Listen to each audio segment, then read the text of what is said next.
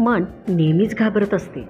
तो त्याचा गुणच आहे, कारण त्याचं मुख्य काम तुम्हाला सुरक्षित ठेवणं असतं. त्यामुळे कोणतीही नवीन गोष्ट करताना तुमच्या मनात प्रचंड धडधड आणि भीती निर्माण होते. ती कमी करता येते. ते म्हणतात ना, डर के आगे जीत है. या ठिकाणी श्री स्वामी समर्थांचा तारक मंत्र खरंच ब्रह्मास्त्र म्हणून काम करतं. जेवढ्या वेळेला रिपीट कराल तेवढ्या वेळेला बळ आणि विश्वास नक्की मिळतो. तारक मंत्र हा लॉ ऑफ अट्रॅक्शनमध्ये तुम्ही पॉझिटिव्ह अफर्मेशनशी जोडू शकता. जितक्या वेळेला रिपीट कराल तेवढ्या वेळेला ते तुमच्या सबकॉन्शियस मनात जाईल. आता नेमका कोणता आहे हा तारक मंत्र?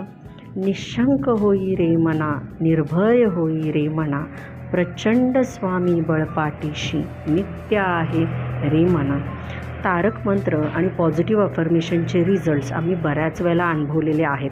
तुम्हीसुद्धा ते अनुभवा आणि आम्हाला नक्की कळवा. धन्यवाद.